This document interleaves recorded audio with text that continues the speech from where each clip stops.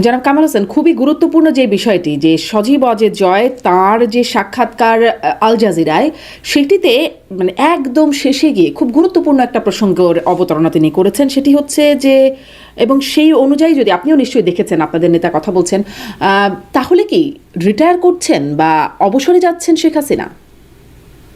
আপনাকে ধন্যবাদ। আপনার মাধ্যমে দর্শক শ্রোতাদের ধন্যবাদ জানাই।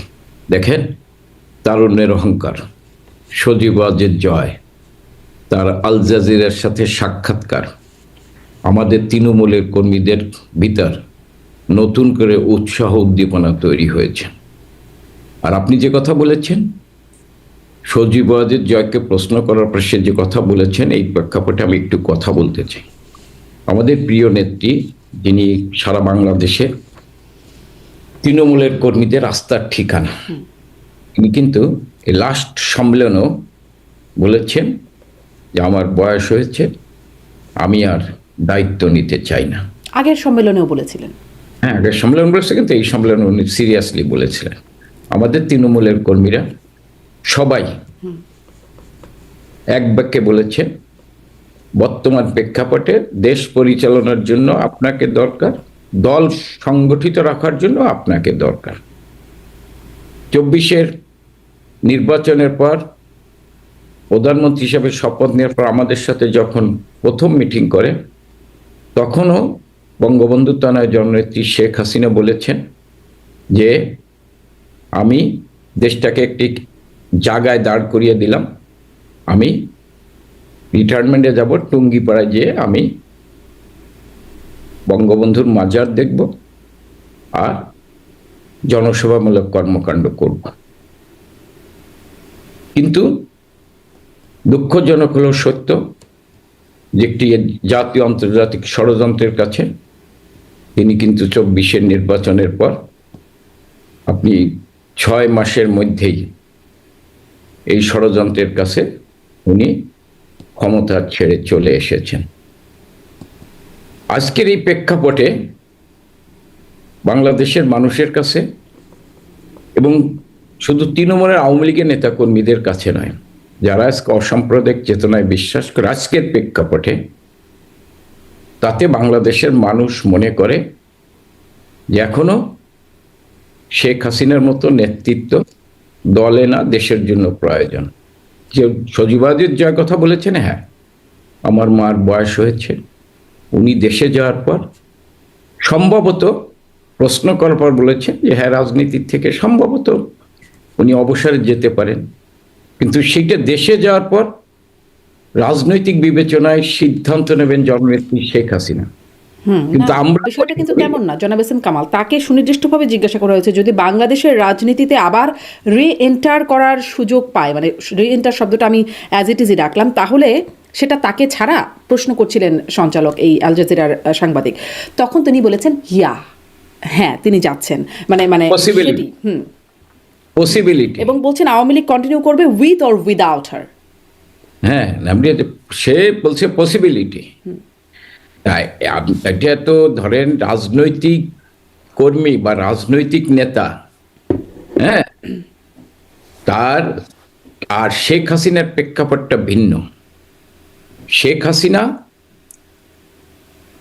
গোটা জাতির হচ্ছে, আমি মনে করি অসাম্প্রদায়িক চেতনার মানুষের কাছে চাস্তার ঠিকানা। তিনি যদি সিদ্ধান্ত নেন, তবে আমরা মনে করি সজীব ওয়াজেদ জয় দেশ পরিচালনার সময় যেমন পদ্মার আড়ালে থেকে মাকে সহযোগিতা করেছেন অবৈতনিকভাবে, আপনি জানেন আজকে তথ্য প্রযুক্তির যে জায়গায় বাংলাদেশ দিয়েছেন, এটি মূলত সজীব ওয়াজেদ জয় তার মার পাশে থেকে গুরুত্বপূর্ণ ভূমিকা পালন করেছেন। এবং আমরা মনে করি এই সংকটময় মুহূর্তে বঙ্গবন্ধুর তনয় জননেত্রী শেখ হাসিনার পাশে থেকে দলকে সুসংগঠিত করার ক্ষেত্রে, তৃণমূলের কর্মীদের উৎসাহিত করার ক্ষেত্রে, অনুপ্রাণিত করার ক্ষেত্রে সজীব ওয়াজেদ জয় এইভাবে আমাদের কর্মীদের উৎসাহিত করবে, অনুপ্রাণিত করবে। এবং সে যেটা বলেছেন, পাশে থেকে নাকি নেতৃত্বে থেকে, মানে প্রধান নেতৃত্বে থেকে নাকি পাশে থেকে?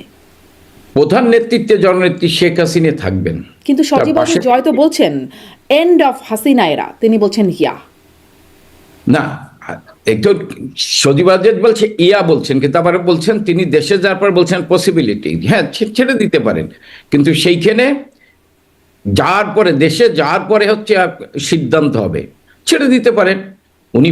আমরা তো উনি তো সবসময় ছেড়ে দিতে চান, কিন্তু তৃণমূলের কর্মীরা চায় যে আগামী দিনের নেতৃত্ব জননেত্রী শেখ হাসিনার হাত দিয়েই গোটা জাতির সামনে আসবে, আওয়ামী লীগের নেতৃত্ব এবং জাতির নেতৃত্বকে দেবে। সেই ক্ষেত্রে আমাদের কর্মীদের প্রত্যাশা কিন্তু এটা। তাহলে আপনি যা বলছেন, আপনি যে ব্যাখ্যাটা দিচ্ছেন, আবারও যদি সেই পুরনো কথা, যদি বাংলাদেশের রাজনীতিতে আবার রিএন্টার করার সুযোগ পায় আওয়ামী লীগ, তাহলে সেটা তাকে ছাড়া, মানে শেখ হাসিনাকে ছাড়া, এই প্রশ্নে তিনি বলছেন পসিবলি।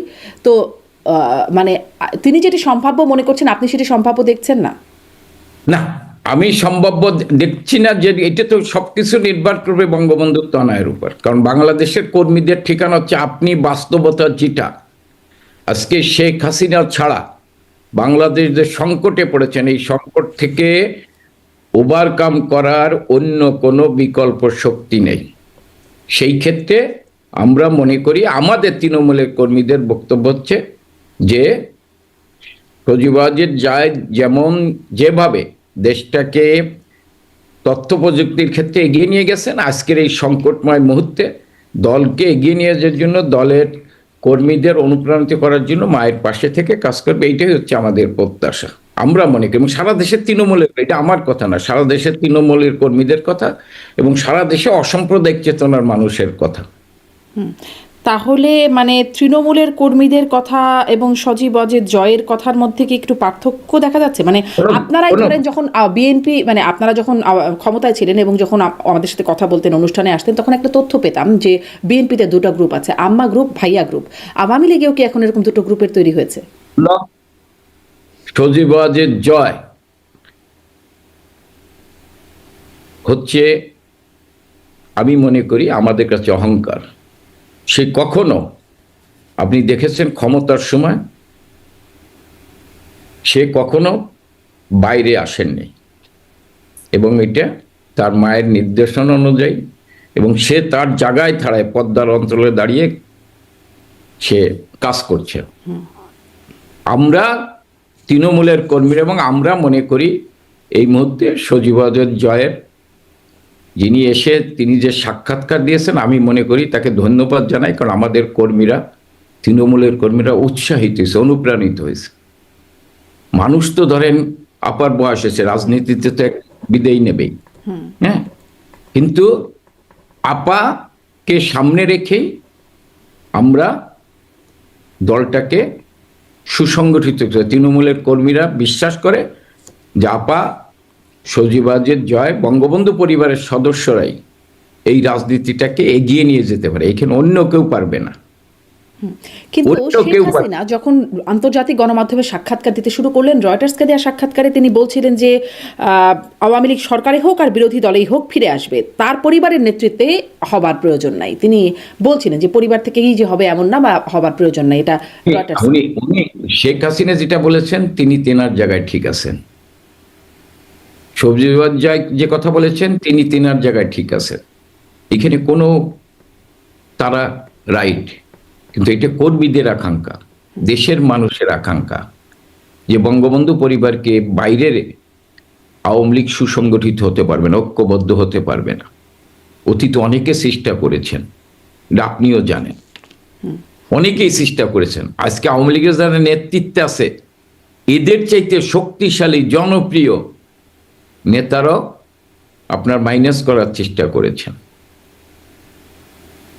কিন্তু বাস্তবতা হচ্ছে যে বাংলাদেশের তৃণমূলের কর্মীরা কিন্তু আমাকে বিশ্বাস করে না, তৃণমূলের কর্মীরা বিশ্বাস করে শেখ হাসিনাকে। সজীব ওয়াজেদ জয়কে করেন? হ্যাঁ, তৃণমূলের কর্মীরা বিশ্বাস করে শেখ হাসিনার পরিবারকে, বঙ্গবন্ধুর পরিবারকে, এবং এটা ঠিক করে দেবেন বঙ্গবন্ধুর তনয় জননেত্রী শেখ হাসিনা।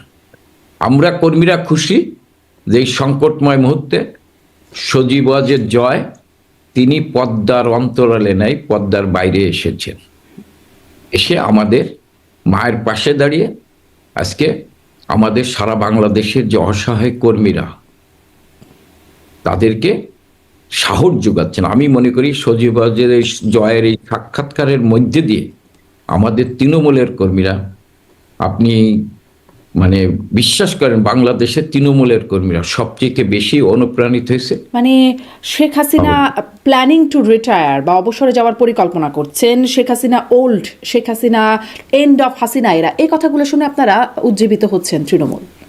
না, সজীব ওয়াজেদ জয়ের যে পুরো সাক্ষাৎকারটাতে অনুপ্রাণিত হয়েছে, আচ্ছা, উৎসাহিত হয়েছে।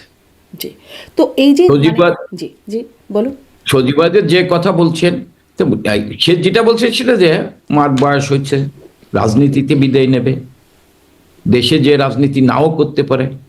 কিন্তু আমাদের তৃণমূলের কর্মীরা সজীব ওয়াজেদ যেটা বলেছেন আমি বিশ্বাস করি তার মার সাথে কথা বলেই বলেছে।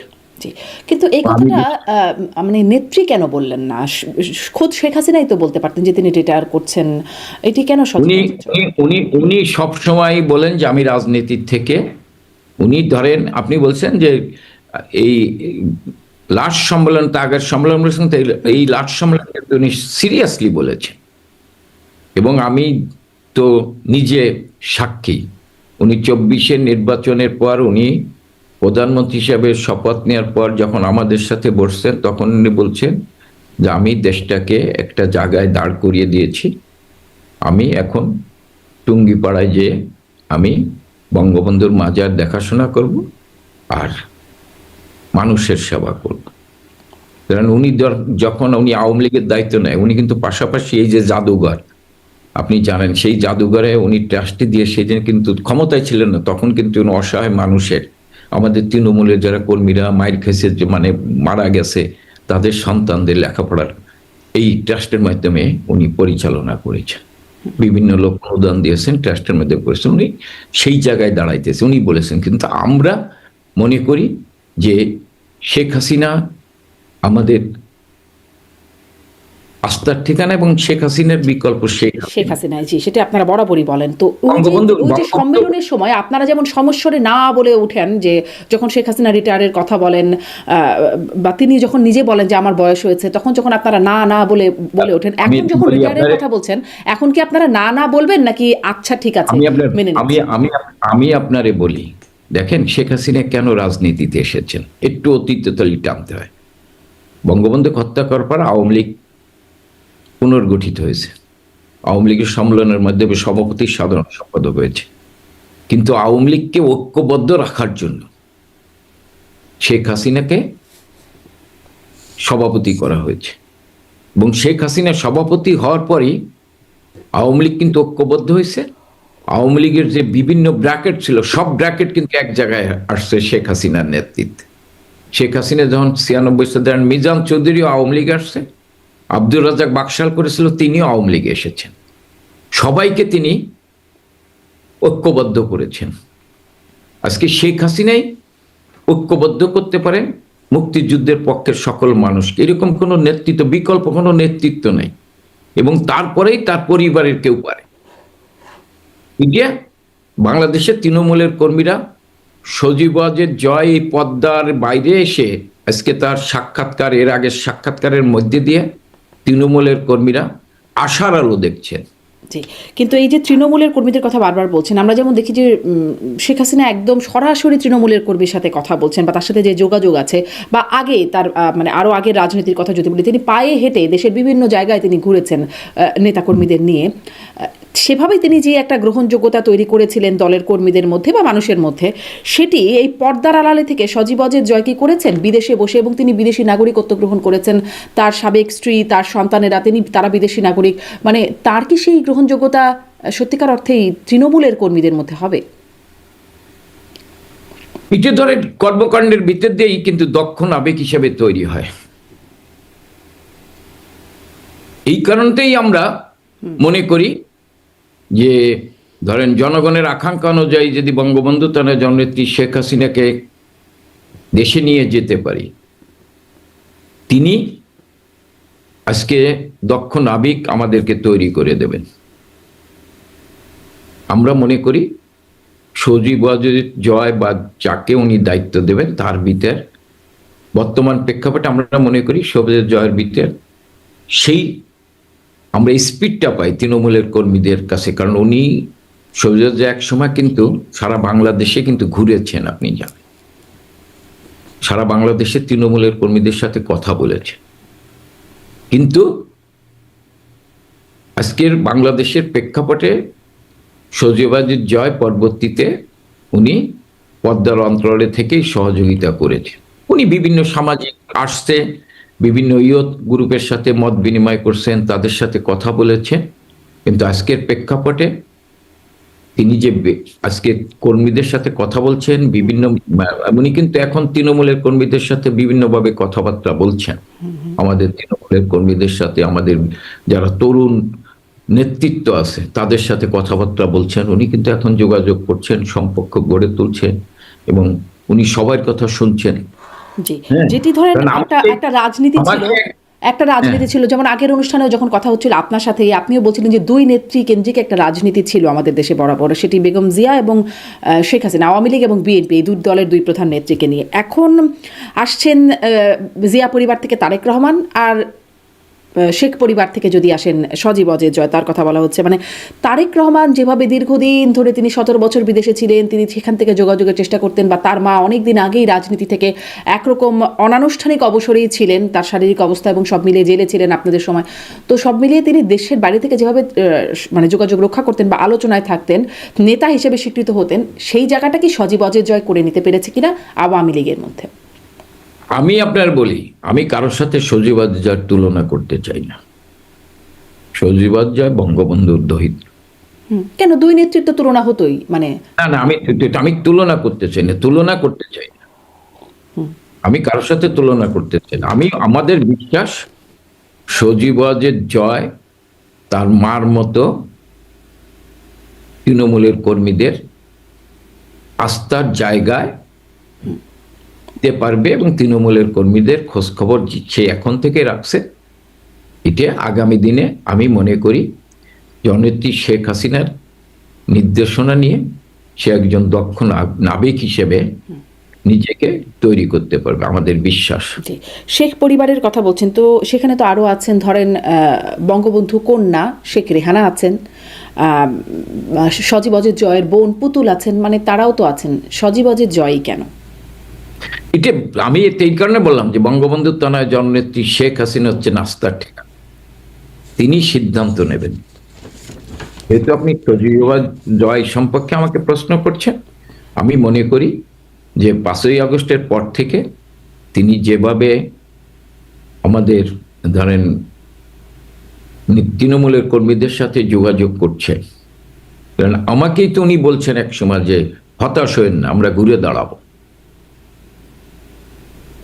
হতাশ হয়েন না, আমরা ঘুরে দাঁড়াবো।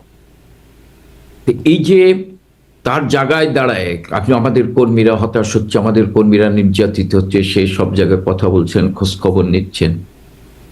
আমরা মনে করি যে এর ভিতর দিয়েই আগামী দিনের নেতৃত্ব আরো আমাদের মানে তার কর্মকাণ্ড আরো কর্মীদের কাছে আরো সম্পর্ক গভীর হয়ে হবে। সেটি একটা ভালো দিক, কিন্তু ওটি আপনারা কি মেনে নিচ্ছেন? যে মানে এটা আমি প্রশ্নটা করছিলাম, আপনি একটু বললেন, তারপরে আবার জিজ্ঞাসা করি যে আগে যে সমস্যাটা না করে উঠতেন আপনারা, শেখ হাসিনা যখন বলতেন যে রিটায়ার করতে চান বা অবসরে যেতে চান, এখন যখন সজীব অজের জয় বলছেন, তখন কি আপনারা সেটিতে একরকম সম্মতি দিবেন নাকি আবারও না বলে উঠবেন? আমরা আপনার বলি বঙ্গবন্ধুর তনয় শেখ হাসিনা, এই প্রশ্নে আবারও বলছি আমি, সারা বাংলাদেশের তৃণমূলের কর্মীরা শুধু নয়, অসাম্প্রদায়িক চেতনার মানুষ তারা এখন বিশ্বাস করে, এবং 24-এর আর একটু বলি, 24-এর 5ই আগস্টের আগে যারা বঙ্গবন্ধু তনয় শেখ হাসিনা আওয়ামী লীগ সরকারকে বিভিন্নভাবে সমালোচনা করত, তারাও মনে করে বর্তমান প্রেক্ষাপটে এই বর্তমান ফ্যাসিস্ট মব সন্ত্রাসের জনক, অবৈধভাবে অসাংবিধানিকভাবে ক্ষমতা দখলকারী ইউনূসের এই 15 মাসের ফ্যাসিস্ট শাসনের আমলে যা হয়েছে, তাতে বাংলাদেশের মানুষ মনে করে, এখনো মনে করে যে এই দেশটাকে রক্ষা করতে হলে শেখ হাসিনার দরকার। আর আমরা তৃণমূলের আওয়ামী লীগের কর্মীরা মনে করি যে দলকে সুসংগঠিত করতে হলে, দলকে ঐক্যবদ্ধ রাখতে হলে, দলকে এগিয়ে নিয়ে যেতে হলে শেখ হাসিনার বিকল্প এখনো শেখ হাসিনা, জি। এবং উনি ঠিক করবেন আগামী দিনের নেতৃত্বে কে আসবেন। তাহলে তার রিটায়ারের সিদ্ধান্তটা আপনারা ঠিক, মানে যেহেতু তার বিকল্প আপনারা দেখছেন না, তাহলে তার রিটায়ারের সিদ্ধান্তটাতে সাথে আপনারা খুব আমরা আমরা আমরা আমরা আমরা এখনো মনে করি যে তার রিটায়ার্ডের সিদ্ধান্তকে আমরা এটা মেনে নিতে পারি না। আচ্ছা, জি, এই জায়গাটা স্পষ্ট হলাম। একটু নির্বাচন প্রসঙ্গেও আসি, যে সামনে নির্বাচন বর্জনের ডাক দিয়েছে আওয়ামী লীগ, কিন্তু এই প্রশ্নটা তো আসছেই যে বিএনপি এবং জামাত খুব সক্রিয়ভাবে সরবভাবে আওয়ামী লীগের ভোটার টানার চেষ্টা করছেন। সেই চেষ্টায় মানে আসলে ভোটাররা কি করবেন বা সমর্থকরা কি করবেন? তারা বিএনপি জামাতের ডাকে সাড়া দেবেন নাকি আপনাদের ডাকে? কারণ তাদেরকে তো টিকতেও হবে, দেশে থাকতে হবে, ব্যবসা বাণিজ্য করতে হবে, একটা বাস্তবতা তো দেশে থাকেই। সেটার বাইরে গিয়ে কি আপনাদের ডাকে সাড়া দিতে পারবে আওয়ামী লীগের ডাকে? কারা? মানে ভোটাররা, সমর্থকরা ভোট বর্জনের ডাকে। আমি আপনার বলি, আমি আগে একবার বলছি, আজকেও বলি আপনাকে, আমাদের প্রিয় নেত্রী বঙ্গবন্ধুর তনয় বাঙালির অনুভূতি, শক্তি, সাহস, প্রেরণা শেখ হাসিনা আমাদের নির্দেশনা দিয়েছে। উনি সুস্পষ্টভাবে বলেছেন যে আমরা নির্বাচনে যেতে চাই, আমরা নির্বাচনে অংশগ্রহণ করতে চাই, কিন্তু নির্বাচনে আমরা যাতে যেতে না পারি এই কারণে আওয়ামী লীগের কার্যক্রম নিষিদ্ধ করা হয়েছে, এবং এই কার্যক্রম প্রত্যাহার করতে হবে। সেই সাথে আমরা বলেছি যে বঙ্গবন্ধু তনয় শেখ হাসিনার বিরুদ্ধে যে মিথ্যা সাজানো মামলা দেওয়া হয়েছে, সেই মামলায় যে রায় দেওয়া হয়েছে সে রায় বাতিল করতে, এবং ইউনূসের অধীনে কোনো ভালো নির্বাচন হতে পারে না। এটা আমার কথা না, আপনার অনেক কলিগরাও যারা বাংলাদেশে দুই একজন সাংবাদিক আছেন, টকশো করছেন, তারাও বলছেন যে এই সরকার, যারা আওয়ামী লীগের সমালোচনা করে তারাও বলছে যে ইউনূসের মতো সরকার কোনো ভালো নির্বাচন দিতে পারে না, নিরপেক্ষ নির্বাচন দিতে পারে না। আমরা ইউনূসের পদত্যাগ দিয়ে একটি দল নিরপেক্ষ বা তত্ত্বাবধায়ক সরকারের অধীনে নির্বাচন হোক, সেই নির্বাচনে আমরা অংশগ্রহণ করব। আমাদের যেহেতু নির্বাচনে অংশগ্রহণ করতে দেবে না, সেই ক্ষেত্রে আমরা মনে করি এই নির্বাচনটা পাতানো নির্বাচন। শুধু এইটা নয়, এই নির্বাচনটা ৭১-৭২-এর সংবিধানকে মুছে ফেলার জন্য এই নির্বাচন। সেই নির্বাচনে বঙ্গবন্ধু তনয় জননেত্রী শেখ হাসিনা স্পষ্টভাবে বলেছেন যে কোনো লোক, যেখানে নৌকা নাই, যেখানে আওয়ামী লীগ নাই, সেখানে কেউ ভোট কেন্দ্রে যাবেন না। আমরা ভোট প্রতিরোধ করতে পারি, আমরা কিন্তু অনেকের মতো অগ্নি সন্ত্রাস করে ভোট প্রতিরোধ করার প্রয়োজন হবে না। আমরা জনগণ দিয়ে ভোট প্রতিরোধ করতে পারি, ভোট কেন্দ্র প্রতিরোধ করতে পারি, কিন্তু আমরা সেটা করব না। আমরা জনগণকে আহ্বান জানিয়েছি, আপনারা এবারের ভোটকে না বলুন, যেখানে নৌকা নাই সেখানে সেই ভোটকে না বলুন, যেখানে আওয়ামী লীগ নাই সেই ভোটকে না বলুন। আর আমরা যারা আওয়ামী লীগের কর্মী, আমরা বলি যেখানে শেখ হাসিনা নাই সেই ভোটকে না বলুন। এইটা হচ্ছে আমাদের কথা। যেমন সজীব ওয়াজেদ জয় বলেছেন যে যেখানে ৭১-কে মুছে ফেলার জন্য নির্বাচন হচ্ছে সেই ভোটকে না বলুন। আজকে তো এই নির্বাচনটা হচ্ছে আপনার জাতির কাছে, যেমন দেখেন আজকে জাতীয় পার্টির জিএম কাদের কি বলছেন যে হানা ভোট হচ্ছে, সে বলছেন না বলে, যদিও তারা নির্বাচনে বলছে, তারাও বলছেন যে এই নির্বাচন এই সরকার একটি ভালো নির্বাচন দিতে পারে না। তা সেই ক্ষেত্রে আমরা মনে করি যে সরকার ভালো নির্বাচন দিতে পারে না, তার অধীনে জনগণের সত্যিকার অর্থে তার স্বাধীন মতামত প্রকাশ করতে পারবে না। আজকে আপনি দেখেছেন যে এই যে ডক্টর ইউনূসের একজন প্রেস সচিব আছে, তিনি বলছেন যে এবারে ভোটের রেজাল্ট দিতে সময় লাগবে, মানে ভোটটা একেবারে পাতানো নির্বাচন হচ্ছে, কে কয়টা সিট পাবে এটা আলোচনা করে এই নির্বাচনটা হচ্ছে। মানে আমি মনে করি জনাব এস এম কামাল হোসেন, এটি একটা আইরনি মনে হয় না যে আপনারাও এখন পাতানো নির্বাচনের অভিযোগ করছেন? মানে যখন এই ত্যাগটি সবচেয়ে বেশি আপনাদের গায়েই লাগে, আপনারাও এখন তত্ত্বাবধায়ক সরকারের কথা বলছেন, যেই তত্ত্বাবধায়ক সরকার বাতিল করেছেন আপনারা, এবং কেয়ামত পর্যন্ত ফিরবে না, এরকম একটা ঘোষণাও আপনাদের ছিল। আমি আপনার বলি, তত্ত্বাবধায়ক সরকার আমরা বাতিল করিনি। আপনি তত্ত্বাবধায়ক হাইকোর্টের আপিলের ডিভিশন একটা গাইডলাইন ছিল, সেই আলোকে আপনি পার্লামেন্টে সেদিনকে পার্লামেন্টারি পার্টি নেতা সুরঞ্জিত সেনগুপ্তের একটা বক্তৃতা আপনাকে আমি শোনাতে পারি। উনি বলছেন যে তত্ত্বাবধায়ক সরকার বিল নিয়ে আমরা বিএনপির সাথে আলোচনার জন্য যে কমিটি ছিল, সেই কমিটি বিএনপিকে আসতে বলা হয়েছে, বিএনপি আসে নাই। তারা যদি আসতো আমরা আলোচনা করে একটা সিদ্ধান্ত নিতে পারতাম, কিন্তু যেহেতু আসেন নাই, আমরা সরাসরি ৭২-এর সংবিধানে চলে যাচ্ছি। আপনি দেখেন ওইটা কিন্তু সরাসরি ৭২-এর সংবিধানে চলে যাচ্ছে। ওনার এই বক্তব্যটা আপনিও শুনেছেন। আমি আপনাকে যদি আপনারা তো জানতেন যে বিএনপির অবস্থান, আমি আপনারা বলি, আর আমরা নির্বাচনে কিন্তু কখনো কোনো বিএনপিকে বাইরে রাখতে চাইনি। আমরা 14 সালের নির্বাচনে বিএনপিকে আনার জন্য, আপনি জানেন, বিএনপির সেদিনকে চেয়ারপারসন বিরোধী দল নেতা খালেদার সাথে কথা বলা হয়েছে।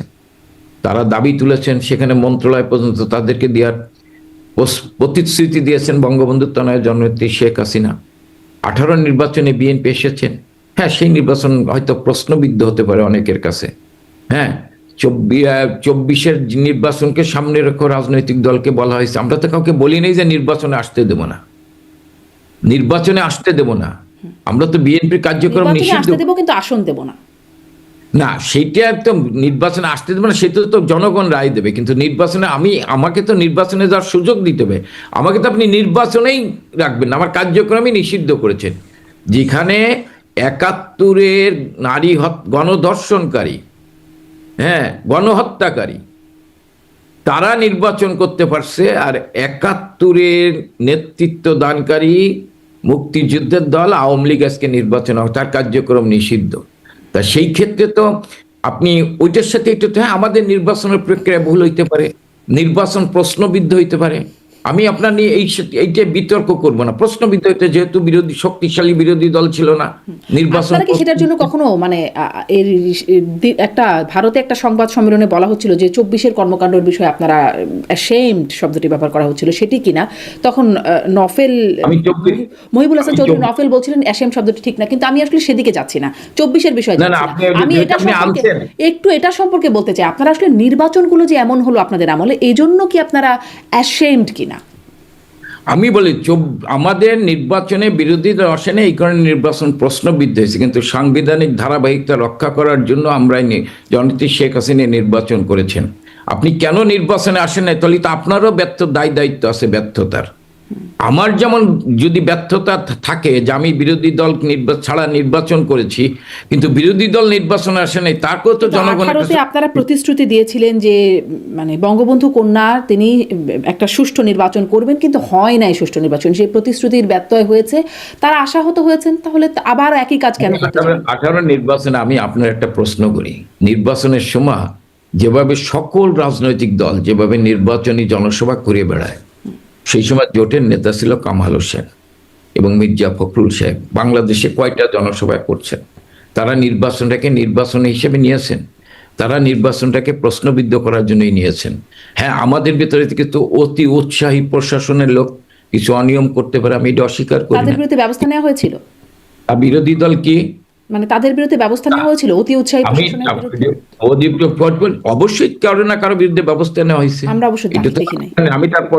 আমি তার সবকিছু তার দেখা যায় না, সবকিছু তার দেখা যায় না, ঠিক আছে? দেখার মতো বিষয় ছিল, যারা এত বড় নিয়ম করে ফেললো তাদের বিরুদ্ধে ব্যবস্থা হবে।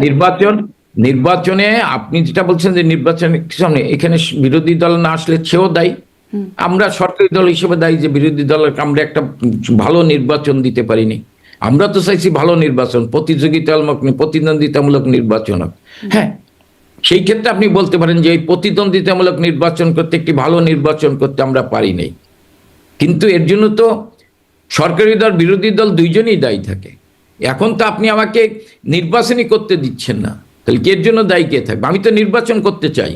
আপনারা তো আবার ডক্টর ইউনূসের আমলে মানে অধীনে নির্বাচন, আমি তো, আপনারাই তো বলছেন, কারণ আপনারাই তো বলছেন যে তত্ত্বাবধায়ক সরকার, তো সেই তত্ত্বাবধায়ক সরকার আমাদের প্রতি যদি জনগণের ক্ষোভ থাকে, আমরা যদি জনগণ থেকে বিচ্ছিন্ন হয়ে থাকি, আমরা যদি ফ্যাসিস্ট হয়ে থাকি, তাই যারা ফ্যাসিস্ট না তারা আমাদের নির্বাচনে যাইতে ভয় পায় কেন? নির্বাচন জনগণ রায় দিক, এখন তো আমরা ক্ষমতায় নাই, তাহলে ফ্রি ফেয়ার নির্বাচন হোক, জনগণ রায় দিক। জনগণ যদি আমাদের প্রত্যাখ্যান করে আমরা মেনে নেব। আমরা তো জনগণের রায়ের প্রতি শ্রদ্ধাশীল। জি, স্পষ্ট। একটা প্রশ্ন একটু জানতে চাই যে আপনাদের কি কোনো এক্সিট প্ল্যান ছিল যখন ধরেন দীর্ঘ ১৭ বছর আপনারা বা মানে ১৫ বছরের উপরে আপনারা রাষ্ট্র ক্ষমতায় ছিলেন, আপনাদের কি কোনো এক্সিট প্ল্যান ছিল যে মানে ক্ষমতা থেকে বের হবেন কি করে? তখন কোনো কি বিকল্প ছিল? ক্ষমতা থেকে আমরা নির্বাচনের মাধ্যমে বের হব, জনগণ যদি আমাদের রায় না পক্ষে রায় না দেয় আমরা ক্ষমতা থেকে চলে যাব। মানে এরকম নির্বাচনই করে যেতেন এবং আপনাদের পক্ষে ছাড়া তো বিকল্প ছিলও না তখন, মানে তত্ত্বাবধায়ক না না, কেন বিকল্প? সবাই নির্বাচনে আসলেন, নির্বাচনে আর সকল দল নির্বাচনে অংশগ্রহণ করলেন। দেখেন ২৪-এর ৫ই আগস্টের ঘটনাটা নির্বাচন না, ইডিয়া যারা আজকে ক্ষমতা দখল করে আছে তারাও বোঝে যে এটা তাদের ষড়যন্ত্রের ফসল, তারা এটা জাতীয় আন্তর্জাতিক ষড়যন্ত্র। হ্যাঁ, সাংগঠনিকভাবে আমাদের ব্যর্থতা থাকতে পারে, দেশ পরিচালনার ক্ষেত্রে আমরা একটানা ১৫ বছর ক্ষমতায় ছিলাম, মানুষের ক্ষোভ আমাদের প্রতি থাকতে পারে, সেটাকে কাজে লাগিয়েছেন। আপনি গুরুত্বপূর্ণ ব্যক্তিত্ব, আপনার কাছে অনেকগুলো বিষয় জানতে পারবো আশা করি আপনাদের পরিকল্পনা পরিণতি এই সম্পর্কে। শুরু করি বর্তমান একটা খবর দিয়ে, সেটার একটা ডেভেলপমেন্ট আপনার কাছ থেকে শুনে, যে আমরা যেটা জানছি লন্ডনে বর্তমান বাংলাদেশের প্রধান উপদেষ্টা ডক্টর ইউনূসের সাথে বিএনপির ভারপ্রাপ্ত চেয়ারপারসন তারেক রহমানের সাক্ষাৎ হতে যাচ্ছে। এটি আওয়ামী লীগের জন্য কেমন বার্তা? এবং এই সাক্ষাতের দুটো ফল হতে পারে। এক হতে পারে যে যেটা আশা করা হচ্ছে, সবাই আশা করছে, বাংলাদেশে বলছে যে সংকটের একটা সমাধান, অথবা এই দ্বন্দ্ব আরো বাড়তে পারে। কোনটার প্রভাব আপনাদের উপর কেমন, বা প্রভাব আছে কিনা?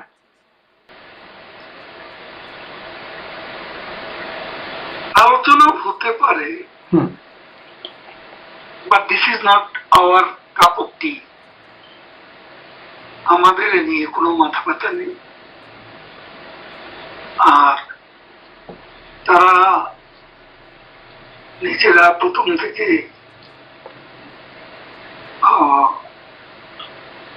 বিএনপি তাদের সাথে একটা এই অন্তর্বর্তী সরকার প্রফেসর ইউনূসের সাথে একটা সম্পর্ক রেখেই চলছেন। তাদের মধ্যে কিছু কিছু ভিন্ন মত এবং মতভেদের খবরও সবাই পাচ্ছেন। তো এটা তাদের একটা নিজেদের মধ্যে সদ্ভাব ফিরিয়ে আনার একটা প্রয়াস হয়তো হতে পারে, নাকি ব্যর্থ প্রয়াস তাও জানি না।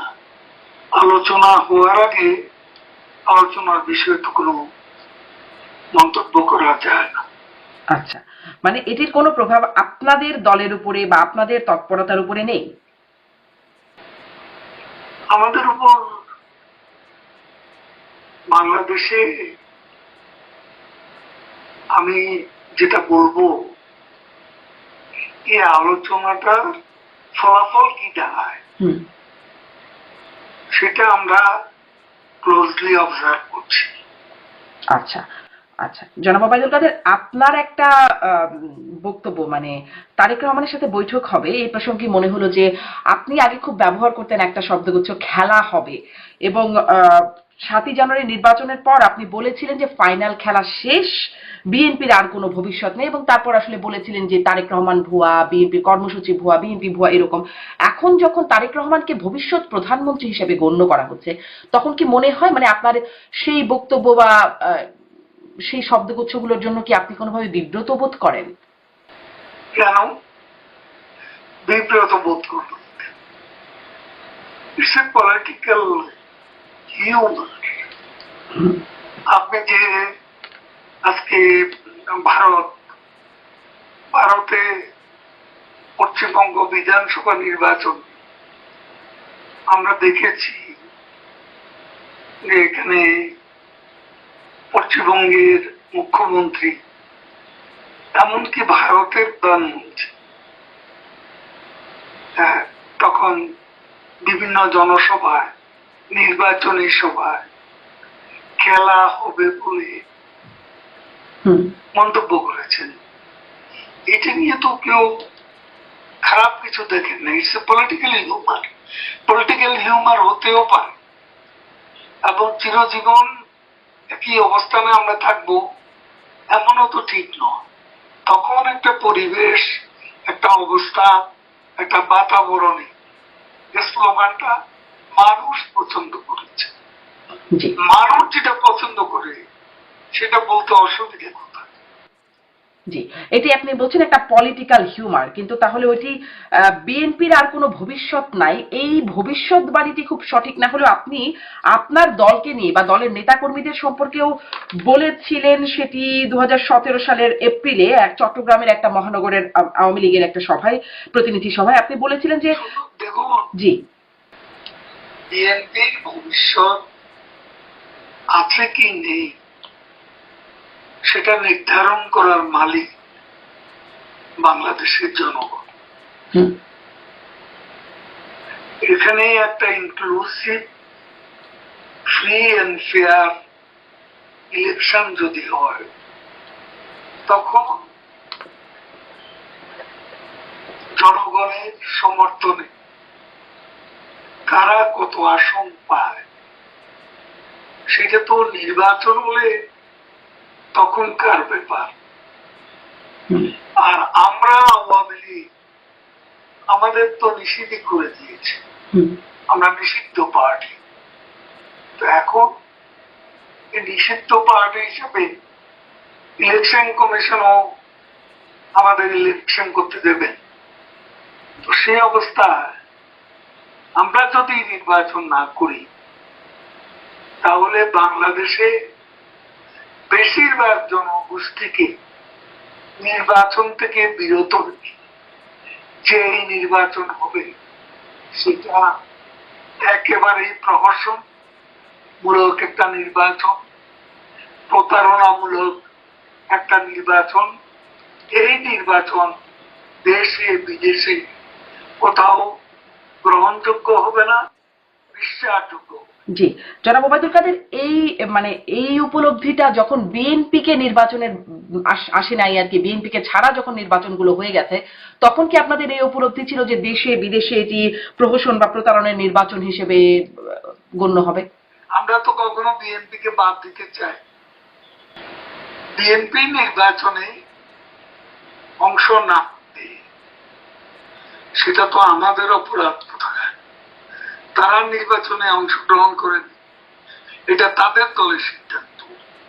কিন্তু বিএনপি নির্বাচন করতে পারে এমন তো আওয়ামী লীগ সরকারের পক্ষ থেকে বা তখনকার নির্বাচন কমিশন থেকে বিএনপিকে বাদ দিয়ে ইলেকশন হবে এমন কোন সিদ্ধান্ত তো ছিল না। কিন্তু বিএনপির তো নির্বাচনের প্রতি আস্থা ছিল না, মানে নির্বাচনগুলো যেরকম হচ্ছিল তাতে তো আসলে আস্থা রাখবার মতো একটা পরিস্থিতি বিরোধী দলগুলোর ছিল না। সেক্ষেত্রে নির্বাচন করলেই বা কি হতো, যেমনটা 18-তে হয়েছে। মানে বিএনপি কেন নির্বাচনে যাবে? ওরকম একটা পরিস্থিতি থেকে আপনারা এখন নির্বাচনে যেতেন যদি নির্বাচনে যাওয়ার মতো? বিএনপি তো সেই নির্বাচন তো আইনসিদ্ধ করেছে। প্রেসিডেন্ট নির্বাচনে না ভোট 114% ভোটও পড়েছিল। সেই নির্বাচন তো আইনসিদ্ধ। 2001 সালে দেখেছি আমরা সকাল 11টার আগে ভোট শেষ, গুন্ডা দিয়ে মাস্তান ব্যবহার করে এবং সরকারি নানা কলা কৌশল ব্যবহার করে নির্বাচন শেষ করে দেওয়া হয়েছে। নির্বাচন যাকে বলে সে নির্বাচন হয়েছে আসলে বিএনপির আমলে প্রহসনমূলক নির্বাচন। আর আপনাদের আমলে যেগুলো হয়েছে সেগুলো 14, 18, 24 মাগুরার যে নির্বাচন, জি, সে নির্বাচনকে কি কেউ একটা ভালো নির্বাচন বলতে পেরেছে? একদমই না। বিএনপি আমলে 15ই ফেব্রুয়ারিতে যে প্রহসনের নির্বাচন এদেশের ইতিহাসে সবচেয়ে কলঙ্কজনক নির্বাচন হয়েছে, তো সেটা কি কোনো সঠিক নির্বাচন? বিএনপি এখানে এসব কথা বলে তো লাভ নেই। আজ আয়না নিজেদের চেহারাটা তারা দেখলে ভালো করে। জি, আপনারা মানে এখন যেহেতু আপনাদের পতন হয়েছে, সরকার পতন হয়েছে, আপনারা কি আপনাদের চেহারা আয়নায় দেখছেন? মানে সেই মাগুরার নির্বাচন বা 15 ফেব্রুয়ারি নির্বাচন, তার অবশ্য আত্মবিশ্লেষণ আছে। হ্যাঁ, সেই আত্মবিশ্লেষণে নির্বাচনে কোনো সমস্যা আপনারা খুঁজে পান না? মানে আপনাদের কোনো দোষ ত্রুটি অপরাধ খুঁজে পান না? আমাদের সোল সার্চিং আছে। আমরা নিজেদের ভূমিকা, কর্মকাণ্ডের মূল্যায়ন অবশ্যই আমরা করছি। জি, সেই মূল্যায়নের মধ্যে কি নির্বাচনে আপনাদের কি অবস্থা, বা আপনারা কিভাবে নির্বাচনগুলো করেছেন, 3টি বিতর্কিত নির্বাচন, সেটি নিয়ে আপনারা মূল্যায়ন করছেন না? সব করছি, কিন্তু আমি যেগুলো বলছি সেগুলো কি আপনার ভালো লাগছে না, সেগুলো বাস্তবতা। আপনি আরেকটা বাস্তবতার কথা বলছেন, অতীতের কথা বলছেন। না? তো এখন আপনি অন্যকে দোষ দেবেন, আপনি নিজে ভালো থাকলে তো আরেকজনকে দোষ দিতে পারেন। আপনার নিজেরই তো গোলমেলে অবস্থা, আপনারা নিজেরাই তো নির্বাচন করেছেন, গণবিরোধী নির্বাচন, প্রহসনমূলক নির্বাচন। তারপরও আমি এই মুহূর্তে আমি কাউকে অপবাদ দিতে চাই না। আমাদের গণতন্ত্রের পথে অগ্রযাত্রায় আমরা মিনিমাম পয়েন্টে ম্যাক্সিমাম ঐক্যবদ্ধ থাকবো, এমন একটা মানসিকতা আমাদের সকলেরই থাকা উচিত। জি, আজকে মুক্তিযুদ্ধের সপক্ষে যারা আছে, স্বাধীনতার আদর্শে যারা বিশ্বাস করে, তাদের সাথে আমাদের অনেক বিষয়ে আদর্শগত বিরোধ থাকতে পারে, কিন্তু কিছু কিছু বিষয়ে কমন পয়েন্ট আছে যেগুলো ম্যাক্সিমাম ইউনিটি করার পথে সহায়ক হতে পারে, সেগুলো আমরা সাপোর্ট করি। জি, এই ম্যাক্সিমাম ইউনিটিটা কার সাথে? নির্বাচন প্রসঙ্গটা আরেকটু রয়ে গেল, কিন্তু ম্যাক্সিমাম ইউনিটিটা আপনারা কার সাথে বলছেন? ইউনিটিটা যারা আসতে চায়, যা আমি তো বললাম, মুক্তিযুদ্ধের মূল্যবোধ, স্বাধীনতার আদর্শ। মুক্তিযুদ্ধের মূল্যবোধ, স্বাধীনতার আদর্শে তো এর আগেও আপনাদের জোট ছিল, মানে তার বাইরে কিছু মিন করছেন? যারা বাইরে আছেন অথবা যারা এখন নতুন বাস্তবতায় হিসেব নিকেশে তারা যদি মূল্যায়নটা যথাযথভাবে করে, তাহলে এটা তো ভিন্ন কথা। আমি আসলে স্পষ্ট হতে পারছি না, তারা মানে কারা? আপনি কি বিএনপি কে মিন করছেন? আমি এমন ধরনের কথা বলবো না। মানে আপনি এটা বিএনপিকে নিয়ে আপনি এত ব্যস্ত কেন? বিএনপি সামনে ক্ষমতায় যাবে বলে সবাই ধারণা করছে বাংলাদেশে এখন। আমি বলছি আমাকে ইলেকশন করতে, আমার ইলেকশন, তারা আগামী পার্লামেন্ট এমন ভাবে সাজাতে চায় যেখানে মুক্তিযুদ্ধের সপক্ষে কেউ ওই পার্লামেন্টে থাকবে না। ঠিক সেভাবে তারা একটা নির্বাচন করতে চাইছে। ইউনূস প্রেসিডেন্টের একটা গ্রহণযোগ্য, তার কাছে সুবিধাজনক, গ্রহণযোগ্য কিছু ক্ষমতা নিয়ে আজকে সংস্কারের উদ্দেশ্যটা আমরা বুঝি। তিনি আবার প্রেসিডেন্ট হতে চান, সেটা ওনার লক্ষ্য।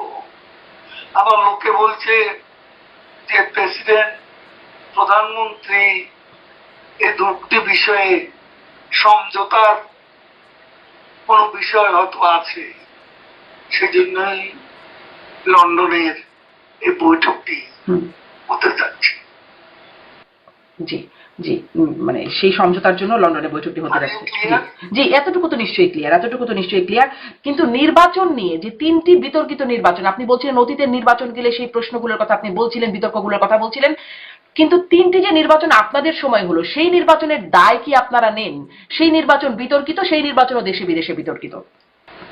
কোন নির্বাচন? 14, 18, 24। 14, 18 এবং 24। 2014, 2018, 2024। 2008-এর নির্বাচন মোটা দাগে গ্রহণযোগ্য নয় কি? জি মোটা দাগে, যদিও সেটি নিয়ে অনেকে প্রশ্ন তোলেন, কিন্তু মোটা দাগে একটা গ্রহণযোগ্যতা, এমনকি বিএনপির লোকেরাও বলেছেন তখন। তাহলে এই নির্বাচনটা তো আমরা গ্রহণযোগ্য করেছি। এটা তত্ত্বাবধায়ক সরকারের সময় হয়েছিল। 14-18 আপনার কি মনে আছে প্রধানমন্ত্রী গণভবনে বেগম জিয়াকে আমন্ত্রণ করেছিল? জি। তিনি কি এসেছিলেন? না। উল্টো গালিগালাজ করেছে, অকথ্য ভাষা। বেগম জিয়ার ছেলে মারা গেছে, সে কোকর মৃত্যুর পর প্রধানমন্ত্রী তার বাসায় খবর দিয়ে গুলশানে গিয়েছে। বাইরের দরজা বন্ধ, ভেতরের দরজা বন্ধ, তাকে ঢুকতে দেওয়া হয়। কিন্তু তাই বলে গ্রহণযোগ্য নির্বাচনের অধিকার থেকে মানে কোন রাজনীতি? আপনি সেটা বলতেই পারেন জনাব ওবায়দুল কাদের। ঘরের দরজা জি বন্ধ না হতো, সংলাপের দুয়ারও এদেশে এইভাবে বন্ধ হওয়ার কথা ছিল। ঘরের দরজা বন্ধ করে বিএনপি সংলাপের দরজা বন্ধ করেছে। জি, এবং তারপর তারা আপনারা আর সংলাপের দরজাটা খুললেন না, কিন্তু দোষটা জারি হোক। আপনি বলছেন বিএনপি, জি আপনি বলছেন আপনি আমাকে আপনার ঘরে ঢুকতে দিলেন না, আপনি আমাকে ঘরে ঢুকতে দিলেন না, সমবেদনা জানাতে দিলেন না, তো সেটা কি আমি বলবো না? সেটা কি অসত্য? 2018 সালের নির্বাচন নিয়ে কথা বলতে পারেন, কিন্তু প্রমাণ তো যারা অভিযোগ করেন তারা কোনো প্রমাণ তো দিতে পারে। একটা পার্টিকুলার সংসদ এলাকা নির্বাচন যদি খারাপ নির্বাচন হোক, রাতের আধারে ভোটের কথা বল, আধারে ভোট কোথায় হয়েছে সেটা যদি প্রমাণ না থাকে, নির্বাচন কমিশনে যদি অভিযোগ না থাকে, আদালতে যদি অভিযোগ না থাকে, তাহলে আমি কি করে এটাকে মেনে নেব? জনাব ওবায়দুল কাদের সবগুলোই ছিল। আপনি যদি দেখেন গণমাধ্যমে এসেছে, বিবিসির গণমাধ্যমে এসেছে যে সকালবেলা গিয়ে ভোটের বাক্স ভরা দেখেছে, এই প্রতিবেদনটি বিবিসিতে এসেছে। আপনাদের মানে নির্বাচন কমিশনের ওয়েবসাইট থেকে নির্বাচন, জনাব ওবায়দুল কাদের একটু বলি, এই অভিযোগগুলো আপনারা যেহেতু পান না একটু বলি, এটি মানে নির্বাচন কমিশনের ওয়েবসাইটে যে ফলাফল, পূর্ণাঙ্গ ফলাফল, সেখানে দেখা গেছে 213টি কেন্দ্রে শতভাগ ভোট পড়েছে, 96 থেকে 100% ভোট পড়েছে 1418টি কেন্দ্রে, 586টি কেন্দ্রে সবগুলো ভোট পড়েছে নৌকা প্রতীকে, অন্য প্রতীকে কোনো ভোট পড়ে নাই, যেটিকে আসলে তৎকালীন যে প্রধান নির্বাচন কমিশনার নুরুল হুদা তিনিও এটিকে স্বাভাবিক নয় বলে মন্তব্য করেছিলেন। নির্বাচনে কি হয়েছে, কত ভোট পড়েছে, কত আসনে ভোট হয়েছে, কত বিনা প্রতিদ্বন্দ্বিতা হয়েছে, সেটা নিয়ে তো আপনার কোন নির্বাচনে বিশেষ আপনি করতে অক্ষম। কোন নির্বাচনে? 15 আচ্ছা, 15 ফেব্রুয়ারি নির্বাচনের একটা ফল তো তারপরে বিএনপি ভোগ করেছে, তার জন্য তো অনেক সমালোচনা বিএনপির আছেই, কিন্তু যেই নির্বাচনগুলোর কারণে পরবর্তীতে মানে একটার পর একটা নির্বাচন, 14, 18, 24, একটার পর একটা নির্বাচনে মানুষ যে তার মানে প্রাপ্য ভোটাধিকার থেকে বঞ্চিত হচ্ছিল, এর দায় কি আপনারা নেবেন কিনা? 15 ফেব্রুয়ারির দায় বহুবার বিএনপিকে দেওয়া হয়েছে। এটা কোনো অভিযোগ তো ছিল না, বিএনপিকে দেয়া হয়েছে, বিএনপি কি দায় স্বীকার করেছে? তাহলে আমাকে যেন বলছেন দায় স্বীকার, মানে বিএনপি যা করবে আপনারাও তাই করবেন? অবশ্যই আছে। হ্যাঁ, সেটা সময় মতো আমরা প্রকাশ করব। কিন্তু মানুষ আসলে মানুষের আপনারা জনগণের রাজনীতি করেন, জনগণ আমরা জনগণের রাজনীতি করি, যা বলবো জনগণ আচ্ছা সেটা দেশের মাটিতে বলবো।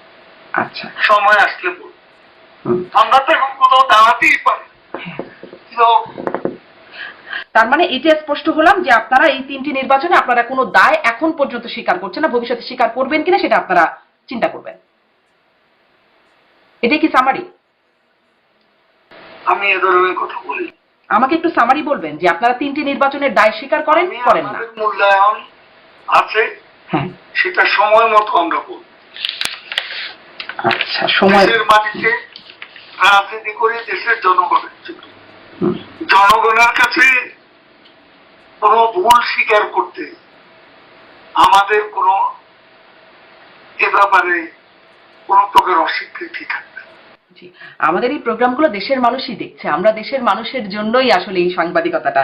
আপনি যদি এখানেও বলেন দেশের মানুষই আসলে আমেরিকায় শুনবে। বসে পড়ছে, হ্যাঁ, আমেরিকায় বসে কি ক্ষমা চাইবে বাংলাদেশের জনগণের কাছে? সমস্যা কি? মানে ক্ষমা চাওয়ার মতো অবস্থা থাকলে সমস্যা কি? বার্তাটা তো বাংলাদেশের জনগণের কাছেই পৌঁছাচ্ছে। না, আমি আমি আমার দেশের কি আমার দেশের জনের কাছে আমি বলবো। আচ্ছা, স্পষ্ট। আপনি বারবার এই কথা জি জি স্পষ্ট। আপনি আমি পরের প্রশ্নে যাই। যে আমাকে এই প্রশ্ন থেকে আপনি সরাতে তো পারবেন না।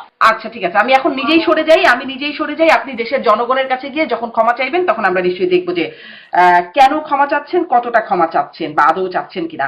আপনারা দেশে যাবেন সাথে সাথে হ্যাঁ। একটা রাজনৈতিক দল হিসাবে অন্য যারা নির্বাচনের নামে প্রহসন করেছে হুম হুম তাদেরকে কি আপনি বলবেন না ক্ষমা চাইতে? বলবেন কি না? জি, মানে তাদেরকে তো আমাকে বলছেন, তাদেরকে কেন বলছেন? তাদেরকে কেন বলছেন? তাদেরকে তো না সাহস কেন থাকবে না? তাদেরকে তো এতদিন ধরে বলেই এসেছেন, আপনারা তো বলেই এসেছেন, আমরাও জিজ্ঞাসা করেছি যে আপনারা নিজেরা যেটা করতে পারেন নাই, আপনারা নিজেরা তত্ত্বাবধায়ক সরকার দিতে চান নাই, এখন নিজেরা কেন চান? এই প্রশ্নগুলো তো আমরা বারবার তখনও করেছি। এখন আপনাদেরকে তো এই জবাবগুলো দিতে হবে যে 3টি নির্বাচন আসলে আপনারা কি করলেন। যাই হোক, এটা আপনি বলেছেন, আপনি দেশে ফিরে ক্ষমা চাইবেন। বাদ দিয়েছে আদালত আমাদের জি, আদালতের যে মানে সর্বোচ্চ আদালত, আমরা তো বাদ দিই। এখনো আদালত 21শে আগস্টের মামলার রায় বাতিল হয়ে যাক, মানে সবাই ছাড়া পেয়ে যাচ্ছে, এটিএম আজহারুল ইসলাম ছাড়া পেয়ে যাচ্ছেন, আদালতের রায়ে সবকিছু হচ্ছে। অতএব আদালতের জায়গায় থাকুক। আমি আপনার কাছে আসি, আপনারা দেশে ফেরার কথা বলছেন, দেশে ফিরে ক্ষমা চাইবেন। দেশে আপনারা ফিরবেন কিভাবে, কখন, সেই পরিকল্পনাটা কি? যদি জিজ্ঞাসা করি যে সম্প্রতি আব্দুল হামিদ সাবেক রাষ্ট্রপতি, তিনি চিকিৎসার জন্য বাইরে এসে তখন অনেক আলোচনা হলো, 1 মাস পরে তিনি দেশে ফিরে গেলেন। আপনিও যখন সরব হলেন, কথা বলতে শুরু করলেন 9.5 মাস পর, তখন প্রথমেই বলছিলেন যে আপনার শারীরিক অবস্থা, অসুস্থতা, আপনাকে ওষুধ খেতে হয়, এজন্য আপনি ঝুঁকিটা নিতে পারেন নাই, আপনি আত্মগোপনে ছিলেন এবং তারপর দেশ থেকে চলে আসছেন। আব্দুল হামিদ 80 ঊর্ধ্ব একজন ব্যক্তি, তিনি সাহস করে দেশে ফিরতে পারলে আপনারা সেই সাহসটা পাচ্ছেন না কেন?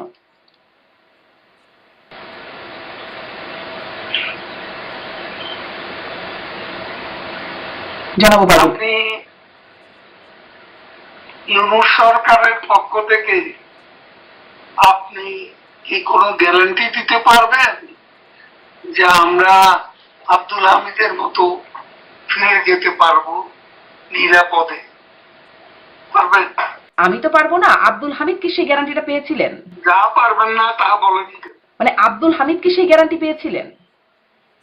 আব্দুল হামিদের সাথে এটা মিলিয়ে গেলাম, এটা আপনিও বুঝেন আমিও বুঝি না, আমি একদম হ্যাঁ 80 বছরের বেশি, 83-84 বছর ওনার বয়স, উনি খুবই অসুস্থ মানুষ।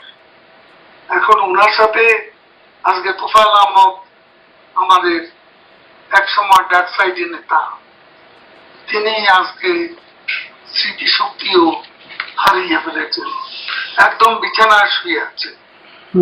তো এদের সাথে তুলনা করে তোলা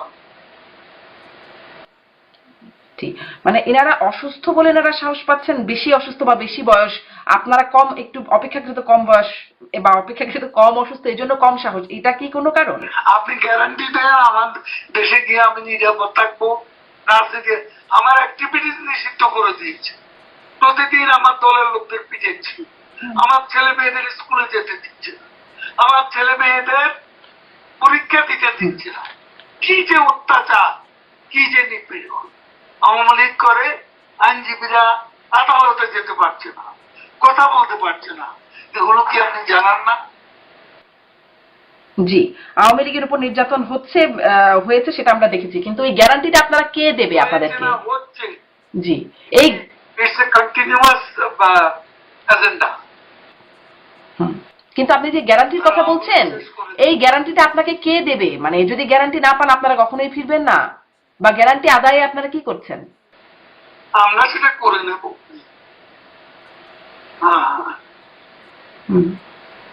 কিভাবে করে নেবেন? মানে যদি খোলা না থাকে আমরা পথ করে নেব, কারণ আমরা রাজনীতি করি। সেই পথটা কিভাবে করে নেবেন? আপনি একটা ইন্টারভিউতে, ব্যাপার আপনাকে, আচ্ছা আপনারা কৌশলও বলবেন না, আপনি বলছিলেন, বলবো। আচ্ছা ঠিক আছে, আপনাদের আরেকটা কৌশল নিয়ে বাংলাদেশের রাজনীতি জুয়ার যখন অবরুদ্ধ, তখন তো আমাকে কৌশল করতেই হবে। আমার এত নেতা কর্মী জেলে, আজকে লক্ষ লক্ষ কর্মী বাড়িঘর ছেড়ে পথে পথে করছে। তারপর আমরা যারা অনেকে দেশের বাইরে, আমরা কি আমাদের স্বদেশে প্রত্যাবর্তন করব না? সেখানে নাকি বাংলাদেশের, এখন আপনি ভোট করেন কত পার্সেন্ট লোক শেখ হাসিনার পক্ষে? আমি তো মনে করি বেশিরভাগ মানুষ। সেই সুযোগটা তো পাবলিক পাবে না, সেই ভোট তো হবে না। যে ভোটে আপনি আমাদেরকে, যে ভোটের জন্য দোষী সাব্যস্ত করেন, বাংলাদেশে তো একটা নোংরা ভোটাভুটি হতে যাচ্ছে, আর এটা কোনো ঠিকও নেই। ইউনূস সকালে এক কথা বলে, বিকেলে আরেক কথা বলে, সমস্ত ব্যর্থতার জন্য দায়ী করে ভারত আর শেখ হাসিনাকে, আর কোন দায়ী কিছু নেই। শেখ হাসিনাই একমাত্র দোষী, ভারতই একমাত্র দোষী, এটাই তাদের অপপ্রচার।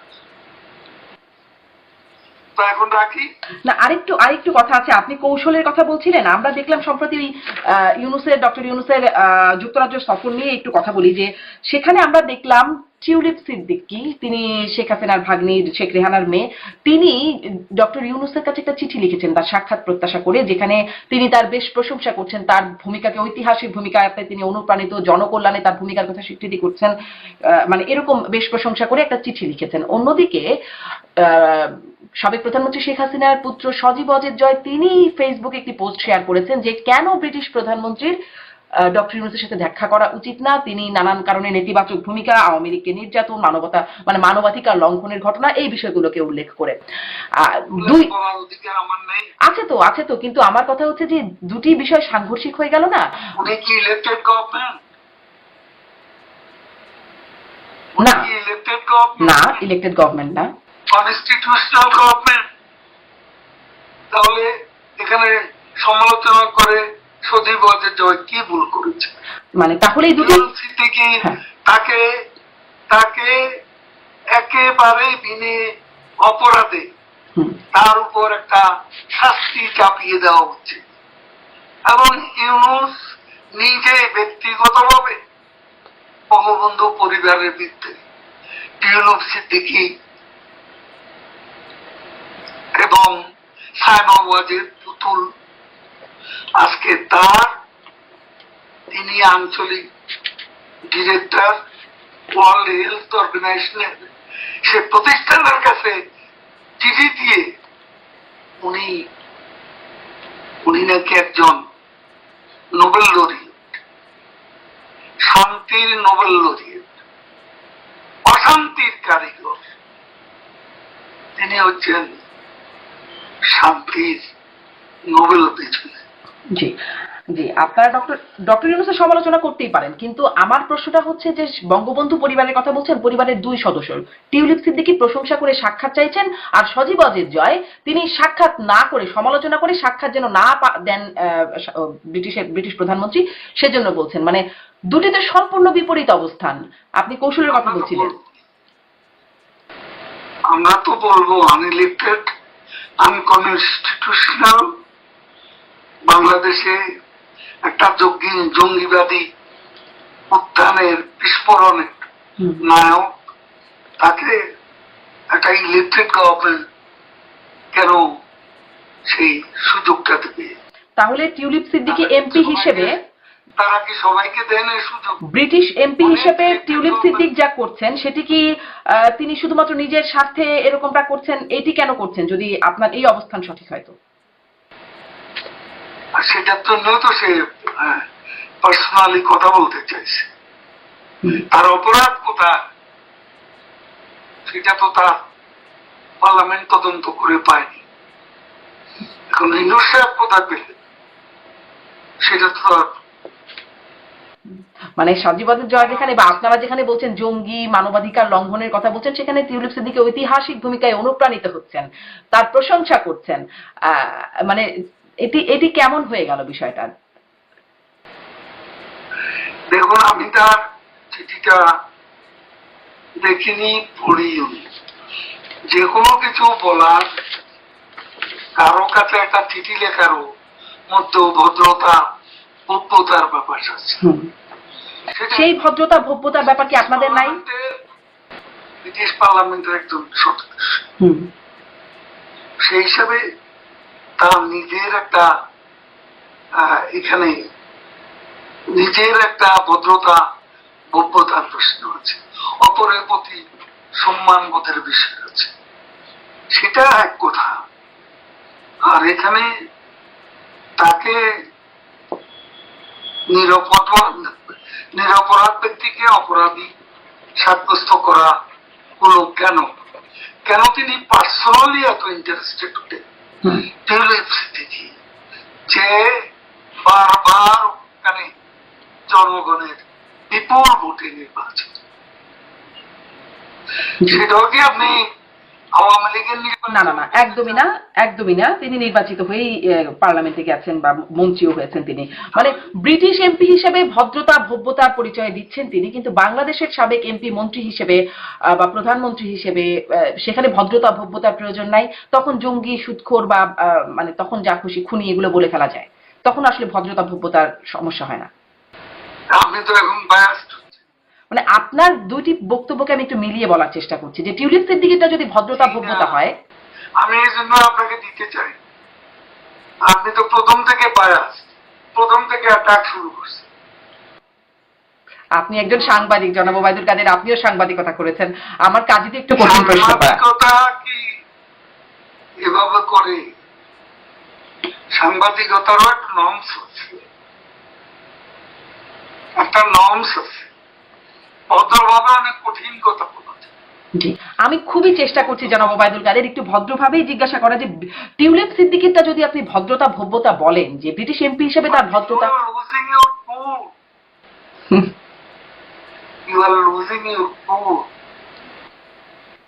জনাব ওবায়দুল কাদের প্রশ্ন, আচ্ছা, আমার প্রশ্নটা আপনার পছন্দ হয় নাই, আমি দুঃখিত। প্রশ্ন পছন্দ না হওয়ার জন্য আপনার কাছে একটু, আপনি যেহেতু দলের সবচেয়ে মানে সেকেন্ড ম্যান, অন্যতম গুরুত্বপূর্ণ ব্যক্তি, একদম শীর্ষ ব্যক্তির পরে আপনি একটু যদিও বলছিলেন যে আপনি দেশে ফিরেই বলবেন, আপনাদের আত্মসমালোচনা আছে, নিজেদের মধ্যে মূল্যায়ন আছে, আপনাদের এই অবস্থার পেছনে 5ই আগস্টের পেছনে আপনার ভূমিকাকেও একটা দায়ী করা হয়। অনেকে আপনাকে নিয়ে অনেক সমালোচনা করেন আপনার দলের ভেতরেই, যে সেই সময় ছাত্রলীগ আন্দোলন দমনে যথেষ্ট, এই ধরনের বক্তব্য দিয়ে আপনি আরো। এ ধরনের বক্তব্য আমি দেইনি। আপনি যদি প্রমাণ করতে পারেন তাহলে আমি যে কোনো শাস্তি। আপনি বলেন নাই জনাব ওবায়দুল কাদের যে আত্মস্বীকৃত রাজাকারদের আমার সে উচ্চারণটা তা ছিল না। কি ছিল? সাংবাদিকদের অংশ। হ্যাঁ, আপনি নেন বাংলাদেশের সেদিনের যে নিউজ পেপার, সেদিনে যে আপনি পিছনে হুম। আমার তো কথাগুলো আছে, হুম হুম সে কথাগুলো নেই। কোথায় আমি ছাত্রলীগকে যথেষ্ট বলেছি? আমি চ্যালেঞ্জ করছি, আমি এই কথা বলি। হুম। মানে সবগুলো গণমাধ্যমেই দেখছি আর মিথ্যা অপবাদ একজন মানুষকে। আচ্ছা, আপনি কি বলেছিলেন আমাকে আরেকবার একটু রিকল করিয়ে দেবেন, আরেকবার একটু বলবেন, কারণ সবগুলো গণমাধ্যমে এই খবর কনফার্ম করছে যে আত্মস্বীকৃত রাজাকারদের বিরুদ্ধে মানে ছাত্রলীগই যথেষ্ট। আপনি বললে আমি কোট করব। নো, আমি এই কথা বলিনি। আপনি আসলে তাহলে কি বলেছিলেন? আমি যা বলছি, আপনি ওই ভিডিওটা নিয়ে আসেন,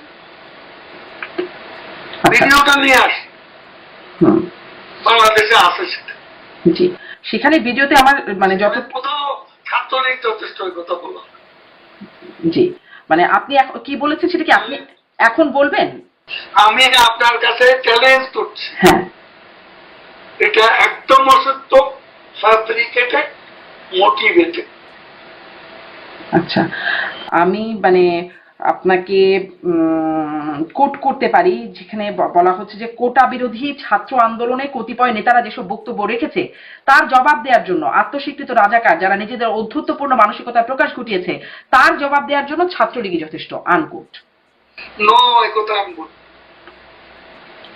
আচ্ছা, ঠিক আছে।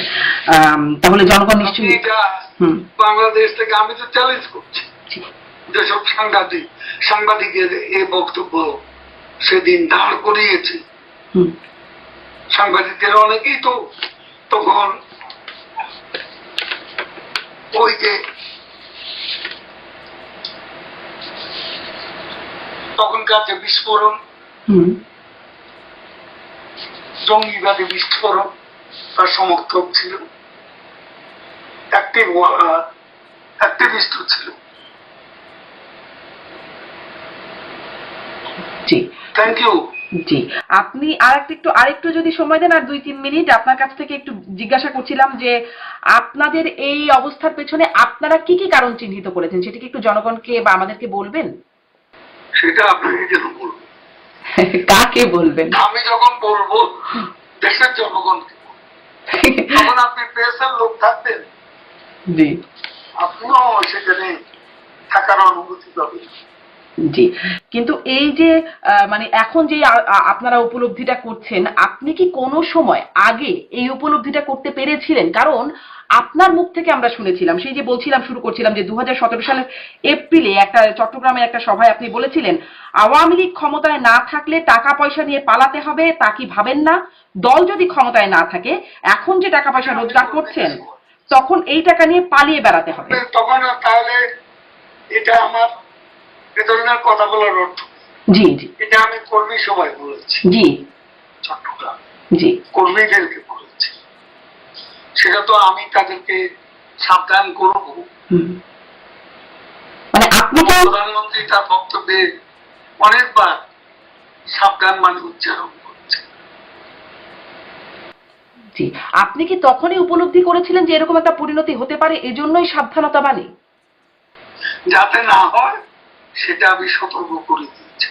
তারপরেও ঠেকানো গেল না কেন? মানে সেই টাকা পয়সা নিয়ে পালাতেই হলো কেন নেতা কর্মীদের? টাকা পয়সা নিয়ে কে পালিয়েছে?